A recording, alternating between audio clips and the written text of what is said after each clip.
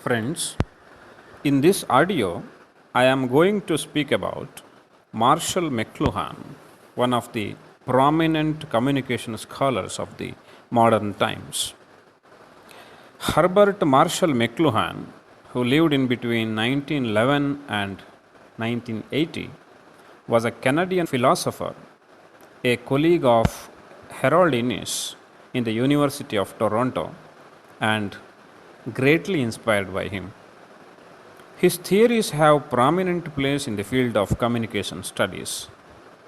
The medium is the message, and global village are the notable ideas given by McLuhan.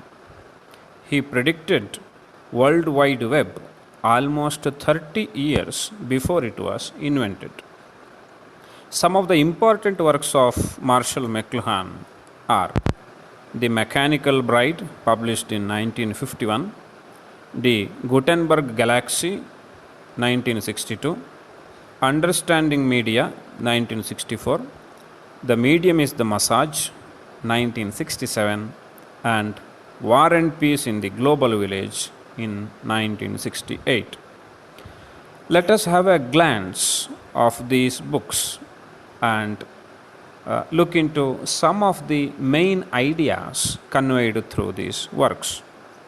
First, The Mechanical Bride, published in 1951.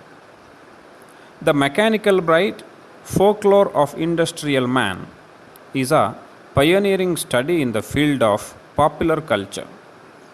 Composed of short essays, each beginning with the newspaper or magazine article or an advertisement followed by his analysis. The analysis focus on aesthetic considerations as well as on the implications behind the imagery and text. He chose advertisements and articles not only to draw attention to their symbolism and their implications on the corporate entities, but also to mull over what such advertising implies about the wider society. He considered news article advertisements as poetic texts. Mainly, the Mechanical Bride documents the power of advertising to manage public consciousness. Another book is The Gutenberg Galaxy, published in 1962. The Gutenberg Galaxy, The Making of Typographic Man, is a pioneering study in the fields of oral culture, print culture, cultural studies, and media ecology. Throughout the book, McLuhan reveals how communication technology, that is, alphabetic writing, the printing press, and the electronic media, affects cognitive organization, which in turn has profound consequences for social organization. There are two main concepts discussed in this book. One is movable type, and another one is global village. According to McLuhan, the invention of movable type greatly accelerated, intensified, and ultimately enabled cultural and cognitive changes that had already been taking place since the invention and implementation of the alphabet. Print culture, ushered in by the advance in printing with the invention of Gutenberg press, brought about the cultural predominance of the visual over oral. The main concept of McLuhan is that new technologies such as alphabets, printing press, and even speech exert a gravitational effect on cognition, which in turn affects social organization. Print technology changes our perceptual habits, which in turn affects social interactions.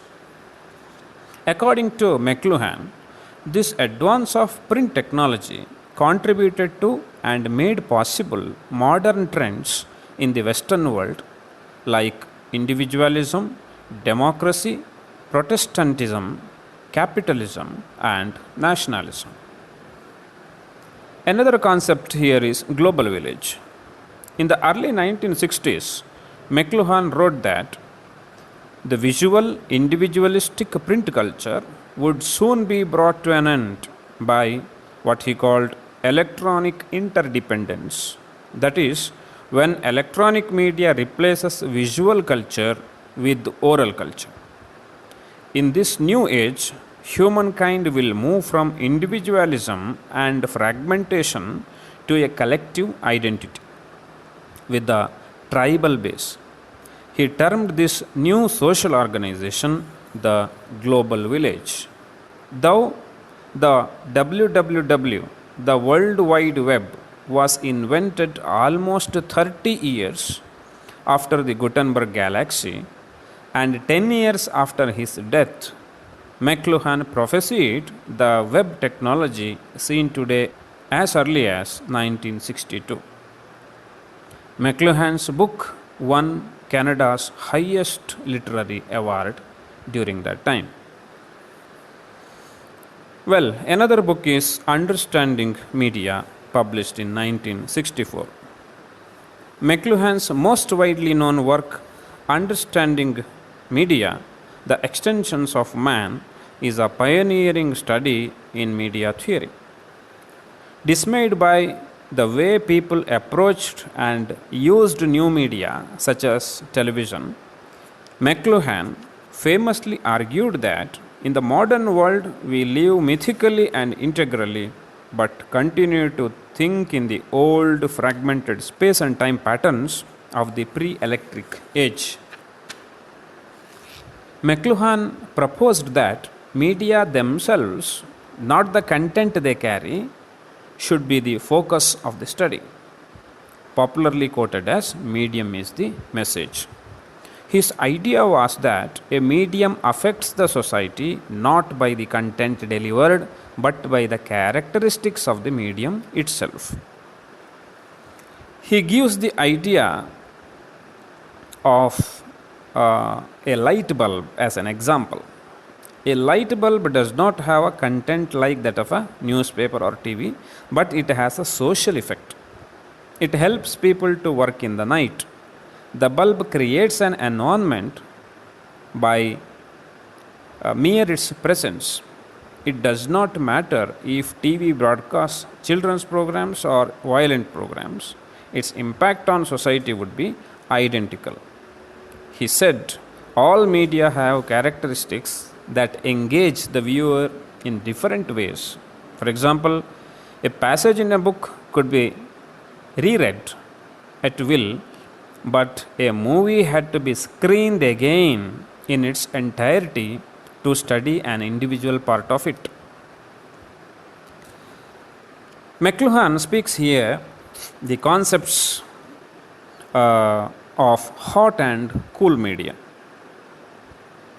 According to him, movies, print, photographs, and radio are the hot media. Speech, cartoons, television, telephone are cool media. Hot media requires less participation from audience since they are high definition, rich in sensory data. Cool media demand more participation or involvement since they are low definition, that they provide less sensory data. Hot media engages one sense completely. It demands little interaction from the user because it spoon feeds the content. While cool media engages several senses less completely, it demands a great deal of interaction on the part of the audience. Audiences then participate more because they are required to perceive the gaps in the content themselves. The user must be familiar with the genre conventions in order to fully understand the medium. Well, one more work by McLuhan is The Medium is the Massage, 1967. The Medium is the Massage, an inventory of effects, was McLuhan's bestseller. He adopted the term massage to denote the effect each medium has on the human sensorium, taking inventory of the effects of numerous media in terms of how they massage the sensorium. He also rehashed his previous argument that all media are extensions of our human senses, bodies, and mind. Well, one more book by McLuhan is War and Peace in the Global Village, published in 1968. It contains a collage of images and text that illustrates the effects of electronic media and new technology on man. McLuhan illustrates that all social changes are caused by introduction of new technologies. He predicted that the forthcoming information age would be a transitional era of profound pain and tragic identity quest. He interprets new technologies as extensions of self-amputations of our own being, because technologies extend bodily reach. Well, with all these works, and there are many more, McLuhan stands as one of the prominent communication scholars and theorists of our age. His contributions to communications has been compared to the work of Darwin and Freud for its universal significance. With the publication of Understanding Media, McLuhan's reputation went worldwide. This is the summary of the contributions of Marshall McLuhan to the field of communication. Well, now onwards I will shift to Kannada in order to help my students who are comfortable with the language. ಸ್ನೇಹಿತರೆ, ನಾವು ಸಂವಹನ ವಿದ್ವಾಂಸ marshal McLuhan ಬಗ್ಗೆ ಮಾತಾಡ್ತಾ ಇದ್ದೀವಿ. ಆಧುನಿಕ ಕಾಲ ಕಂಡಂತಹ ಅತ್ಯಂತ ಪ್ರಮುಖ ತತ್ವಶಾಸ್ತ್ರಜ್ಞ ಮತ್ತು ಸಂವಹನ ಶಾಸ್ತ್ರಜ್ಞ ಮಾರ್ಷಲ್ ಮೆಕ್ಲುಹಾನ್ 1911ರಿಂದ 1980ರವರೆಗೆ ಬದುಕಿದ್ರು. ಕೆನಡಾದವರು. ಹೆರಾಲ್ಡ್ ಇನ್ನಿಸ್ ಅನ್ನೋ ಇನ್ನೊಬ್ಬರು ಪ್ರಮುಖ ಸಂವಹನ ವಿದ್ವಾಂಸರ ಸಹೋದ್ಯೋಗಿಯಾಗಿದ್ದರು ಯೂನಿವರ್ಸಿಟಿ ಆಫ್ ಟೊರೊಂಟೊದಲ್ಲಿ. ಅವರಿಂದ ವಿಶೇಷವಾಗಿ ಪ್ರಭಾವಿತರು ಕೂಡ ಆಗಿದ್ದರು. ಇಡೀ ಸಂವಹನ ಅಧ್ಯಯನ ಕ್ಷೇತ್ರದಲ್ಲಿ ಇವರದ್ದು ಅತ್ಯಂತ ಪ್ರಮುಖವಾದ ಹೆಸರು. The medium is the message, ಮಾಧ್ಯಮವೇ ಸಂದೇಶ, ಮತ್ತು ಗ್ಲೋಬಲ್ ವಿಲೇಜ್, ವಿಶ್ವಗ್ರಾಮ ಅನ್ನೋ ಈ ಎರಡು ಅತ್ಯಂತ ಪ್ರಮುಖವಾದ ಮತ್ತು ಆಧುನಿಕ ಕಾಲದಲ್ಲಿ ಅತ್ಯಂತ ಹೆಚ್ಚು ಚರ್ಚೆಗೊಳಗಾದ ಪರಿಕಲ್ಪನೆಗಳನ್ನು ಮೊದಲ ಬಾರಿಗೆ ಜಗತ್ತಿಗೆ ಕೊಟ್ಟವರು ಮಾರ್ಷಲ್ ಮೆಕ್ಲುಹಾನ್. ನಾವು ಇವತ್ತು ಇದರ ಬಗ್ಗೆ ವಿಶೇಷವಾಗಿ ಚರ್ಚೆ ಮಾಡ್ತಾ ಇದ್ದೀವಿ. ಈಗಿನ ಕಾಲದಲ್ಲಿ ಈ ವಿಶ್ವಗ್ರಾಮ ಅಥವಾ ಗ್ಲೋಬಲ್ ವಿಲೇಜ್, ಜಾಗತಿಕ ಹಳ್ಳಿ ಅನ್ನೋ ಪರಿಕಲ್ಪನೆ ಬಗ್ಗೆ. ಆದರೆ ಈ ವರ್ಲ್ಡ್ ವೈಡ್ ವೆಬ್, ಅಂತರ್ಜಾಲ ಅನ್ನೋದು ಪ್ರಮುಖವಾಗಿ ಕಾಣಿಸಿಕೊಳ್ಳೋದಕ್ಕೆ 3 ದಶಕಗಳ ಹಿಂದೆಯೇ, 30 ವರ್ಷಗಳ ಹಿಂದೆಯೇ ಮಾರ್ಷಲ್ ಮೆಕ್ಲುಹಾನ್ ಅದರ ಬಗ್ಗೆ ಮಾತಾಡಿದ್ರು. ಇಂಥದ್ದೊಂದು ಸಂಭವಿಸುತ್ತೆ ಮುಂದೆ ಜಗತ್ತಿನಲ್ಲಿ ಅಂತ ಭವಿಷ್ಯ ನುಡಿದಿದ್ರು. ಆ ಥರದ ಒಂದು ದಾರ್ಶನಿಕ ವ್ಯಕ್ತಿತ್ವ ಅವರದ್ದಾಗಿತ್ತು. ಅನೇಕ ಪ್ರಸಿದ್ಧವಾದ ಕೃತಿಗಳಿಂದ ನಮಗೆ ತಿಳಿದವರವರು.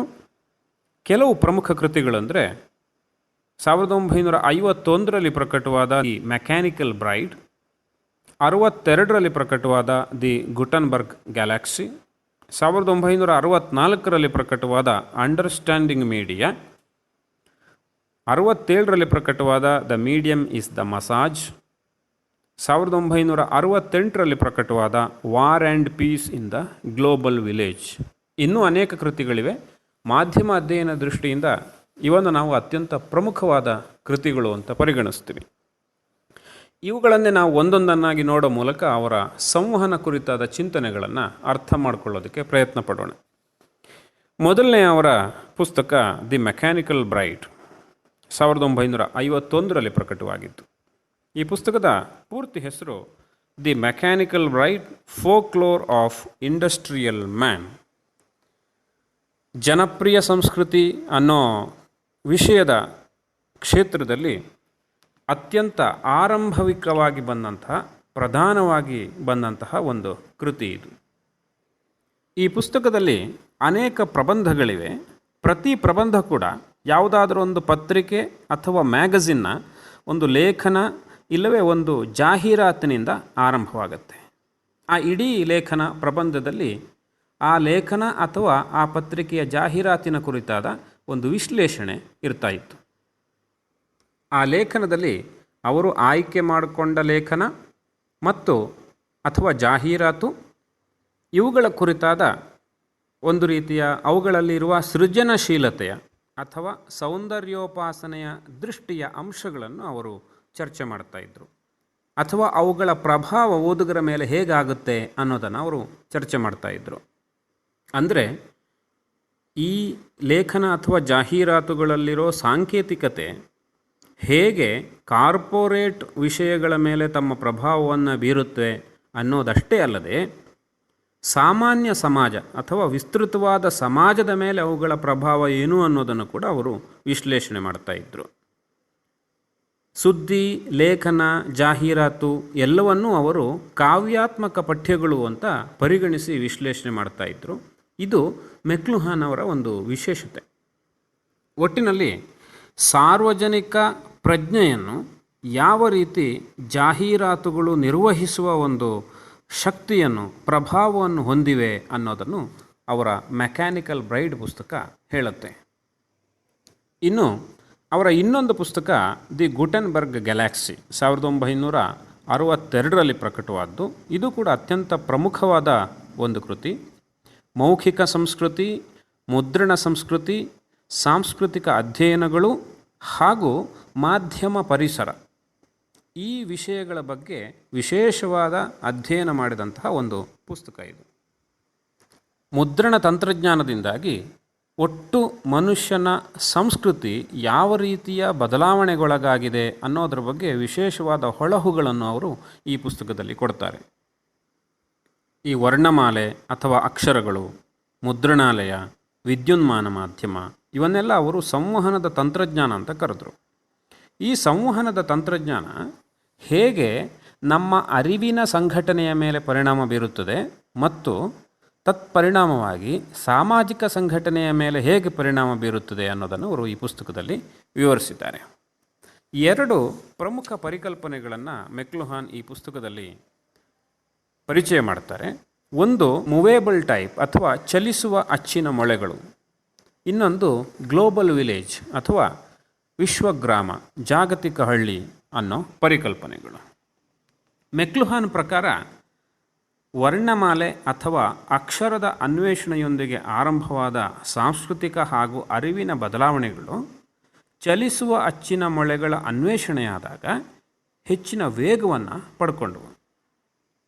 ಗುಟೆನ್ಬರ್ಗ್ನ ಆಧುನಿಕ ಮುದ್ರಣ ಯಂತ್ರದ ಅನ್ವೇಷಣೆಯೊಂದಿಗೆ ಬೆಳೆದ ಈ ಮುದ್ರಣ ಸಂಸ್ಕೃತಿ ಏನಿದೆ, ಇದು ನಮ್ಮ ಮೌಖಿಕ ಸಂಸ್ಕೃತಿಯ ಜಾಗದಲ್ಲಿ ದೃಶ್ಯ ಸಂಸ್ಕೃತಿಯ ಒಂದು ರೀತಿಯ ಪ್ರಾಧಾನ್ಯತೆಯನ್ನು ತಂದುಕೊಟ್ಟಿತು ಅಂತ ಅವರು ಈ ಪುಸ್ತಕದಲ್ಲಿ ಹೇಳ್ತಾರೆ. ವರ್ಣಮಾಲೆ, ಮುದ್ರಣಯಂತ್ರ ಹಾಗೂ ಮಾತಿನಂತಹ ಆಧುನಿಕ ತಂತ್ರಜ್ಞಾನಗಳು ಮನುಷ್ಯನ ಅರಿವಿನ ಮೇಲೆ ಅಪಾರ ಪ್ರಭಾವ ಬೀರುತ್ತವೆ. ಇದು ಸಾಮಾಜಿಕ ಸಂಘಟನೆಯ ಮೇಲೆ ಪರಿಣಾಮವನ್ನುಂಟು ಮಾಡುತ್ತದೆ. ಮುದ್ರಣ ತಂತ್ರಜ್ಞಾನ ನಮ್ಮ ಗ್ರಹಿಕೆಯ ಅಭ್ಯಾಸಗಳನ್ನು ಬದಲಾಯಿಸುತ್ತದೆ. ಇದು ತತ್ಫಲವಾಗಿ ಸಾಮಾಜಿಕ ಸಂವಾದಗಳ ಮೇಲೆ ಪ್ರಭಾವ ಬೀರುತ್ತದೆ ಎಂಬುದು ಮೆಕ್ಲುಹಾನ್ ಅವರ ಪ್ರಮುಖವಾದಂತಹ ವಾದ. ಮುದ್ರಣ ತಂತ್ರಜ್ಞಾನದಲ್ಲಾದ ಬೆಳವಣಿಗೆಗಳು ಆಧುನಿಕ ಪಶ್ಚಿಮದಲ್ಲಿ ವ್ಯಕ್ತಿತ್ವವಾದ ಅಥವಾ ವ್ಯಕ್ತಿವಾದ, ಪ್ರಜಾಪ್ರಭುತ್ವ, ಪ್ರೊಟೆಸ್ಟೆಂಟ್ ತತ್ವ, ಬಂಡವಾಳಶಾಹಿ ಮತ್ತು ರಾಷ್ಟ್ರೀಯತೆಯ ಉಗಮಕ್ಕೆ ಕಾರಣವಾದವು ಅಂತ ಅವರು ಹೇಳ್ತಾರೆ. ಅವರು ಚರ್ಚೆ ಮಾಡಿರುವಂತಹ ಇನ್ನೊಂದು ಪ್ರಮುಖವಾದ ಪರಿಕಲ್ಪನೆ ಗ್ಲೋಬಲ್ ವಿಲೇಜ್. ಇವತ್ತಿಗೂ ಕೂಡ ಅತ್ಯಂತ ಹೆಚ್ಚು ಚರ್ಚೆಗೊಳಪಟ್ಟ, ಹೆಚ್ಚು ಜನರಿಂದ ಚರ್ಚೆಗೊಳಗಾಗಿರುವಂತಹ ಒಂದು ಪರಿಕಲ್ಪನೆ ಇದು ವಿಶ್ವಗ್ರಾಮ, ಜಾಗತಿಕ ಗ್ರಾಮ ಅನ್ನುವಂಥ ಪರಿಕಲ್ಪನೆ. ವಿದ್ಯುನ್ಮಾನ ಮಾಧ್ಯಮವು ತನ್ನ ಮೌಖಿಕ ಸಂಪ್ರದಾಯದಿಂದ ದೃಶ್ಯ ಸಂಸ್ಕೃತಿಯನ್ನು ಮರೆಮಾಡಿ ಒಂದು ಬಗೆಯ ವಿದ್ಯುನ್ಮಾನ ಅಂತರ ಅವಲಂಬನೆಗೆ ಕಾರಣವಾಗುತ್ತದೆ.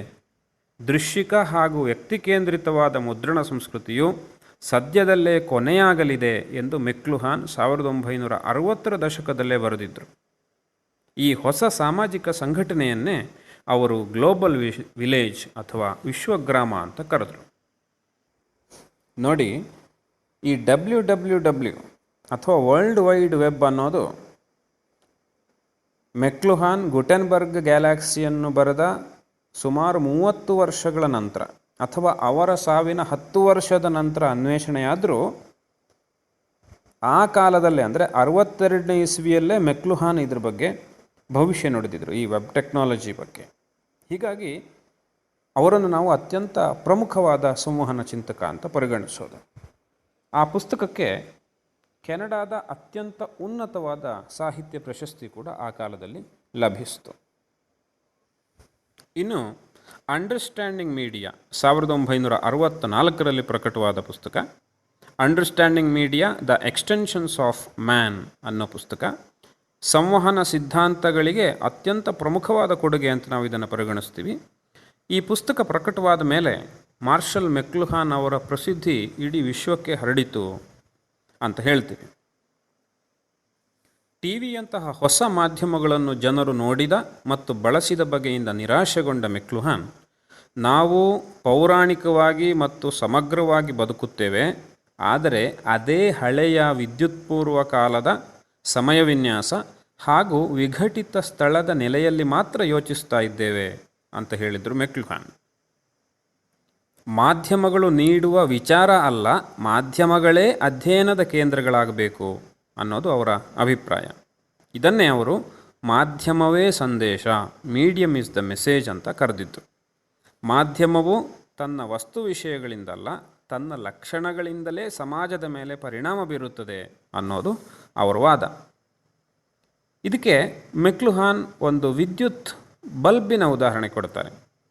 ಒಂದು ಬಲ್ಬಿನಲ್ಲಿ ಪತ್ರಿಕೆ ಅಥವಾ ಟಿ ವಿಯಲ್ಲಿರುವಂತಹ ವಸ್ತು ವಿಷಯಗಳೇನಿರೋದಿಲ್ಲ, ಆದರೆ ಅದರಿಂದ ಸಮಾಜದ ಮೇಲೆ ಪರಿಣಾಮ ಆಗ್ತದೆ. ಅದು ರಾತ್ರಿ ಸಮಯದಲ್ಲಿ ಜನರು ವಿವಿಧ ಚಟುವಟಿಕೆಗಳಲ್ಲಿ ತೊಡಗಲು ನೆರವಾಗುತ್ತದೆ. ಬಲ್ಬ್ ತನ್ನ ಇರುವಿಕೆಯಿಂದಲೇ ಒಂದು ವಾತಾವರಣವನ್ನು ಹುಟ್ಟುಹಾಕುತ್ತದೆ. ಟಿ ವಿಯಲ್ಲಿ ಮಕ್ಕಳ ಕಾರ್ಯಕ್ರಮ ಬರಲಿ, ಹಿಂಸಾತ್ಮಕ ಕಾರ್ಯಕ್ರಮ ಬರಲಿ, ಅದು ಸಮಾಜದ ಮೇಲೆ ಬೀರುವ ಪರಿಣಾಮ ಒಂದೇ ಅನ್ನೋದು ಮೆಕ್ಲುಹಾನ್ ಅವರ ವಾದ. ಎಲ್ಲ ಮಾಧ್ಯಮಗಳು ತಮ್ಮ ವಿಭಿನ್ನ ಲಕ್ಷಣಗಳಿಂದ ಪ್ರೇಕ್ಷಕರನ್ನು ತೊಡಗಿಸುತ್ತವೆ. ಉದಾಹರಣೆಗೆ, ಪುಸ್ತಕವೊಂದರ ಪ್ಯಾರಾವನ್ನು ನಮಗೆ ಬೇಕೆನಿಸಿದಾಗ ಓದಬಹುದು, ಆದರೆ ಸಿನಿಮಾವೊಂದರ ನಿರ್ದಿಷ್ಟ ಭಾಗವೊಂದನ್ನು ಅಧ್ಯಯನಕ್ಕೊಳಪಡಿಸಬೇಕಾದರೆ ಅದನ್ನು ಪೂರ್ತಿಯಾಗಿಯೇ ನೋಡಬೇಕು. ಇದು ಮೆಕ್ಲುಹಾನ್ ಅವರ ಅಭಿಪ್ರಾಯ. ಅವರು ಈ ಪುಸ್ತಕದಲ್ಲಿ ವ್ಯಕ್ತಪಡಿಸಿದಂತಹ ಇನ್ನೊಂದು ಪ್ರಮುಖವಾದ ವಿಷಯ ಏನಪ್ಪ ಅಂದರೆ ಹಾಟ್ ಆ್ಯಂಡ್ ಕೂಲ್ ಮೀಡಿಯಾ, ಬಿಸಿ ಮತ್ತು ತಣ್ಣಗಿನ ಮಾಧ್ಯಮ ಅನ್ನೋದು. ಏನಿದು ಬಿಸಿ ಮತ್ತು ತಣ್ಣಗಿನ ಮಾಧ್ಯಮ? ಮೆಕ್ಲುಹಾನ್ ಪ್ರಕಾರ ಸಿನಿಮಾ, ಮುದ್ರಣ, ಫೋಟೋಗ್ರಫಿ ಮತ್ತು ರೇಡಿಯೋ ಇವೆಲ್ಲ ಬಿಸಿ ಮಾಧ್ಯಮಗಳು. ಮಾತು, ವ್ಯಂಗ್ಯಚಿತ್ರಗಳು, ಟಿ ವಿ, ಟೆಲಿಫೋನ್ ಇವೆಲ್ಲ ತಣ್ಣಗಿನ ಮಾಧ್ಯಮಗಳು.